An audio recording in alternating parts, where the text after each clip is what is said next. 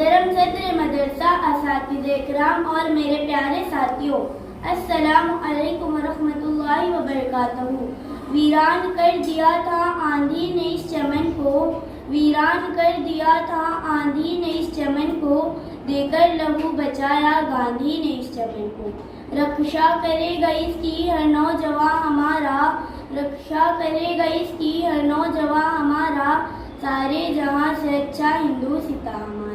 اس جہاں کے ہر دور میں ایسے بے شمار افراد پیدا ہوئے ہیں جنہوں نے اپنے وجود اور کارناموں سے نہ صرف اپنی ذات، خاندان، قوم ملت کے راہ قدر کارنامے انجام دیے، بلکہ قومی سطح پر عالم انسانیت فلاح و بہبود کے لیے بہت سے کام کیے۔ ایسی ہی عظیم شخصیات میں گاندھی جی کا بھی شمار ہوتا ہے۔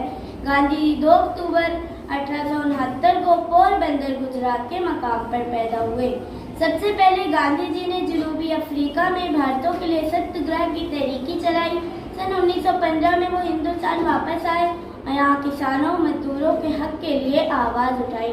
ہندوستان پر انگریزوں کا قبضہ تھا، اس کے خلاف گاندھی جی نے نمک ستیہ گرہ، بھارت چھوڑو تحریک، سول نافرمانی جیسی تحریکیں چلائی۔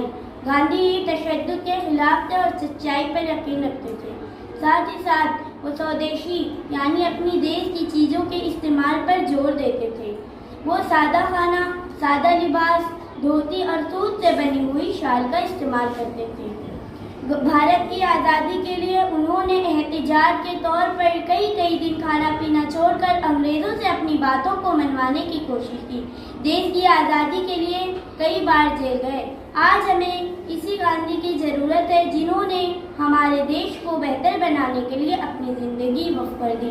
گاندھی جی کے نزدیک عدم تشدد، ایمانداری، سماجی مساوات، سودیشی ملک کی سلامتی اور ایکتا سب سے اہم اصول تھے۔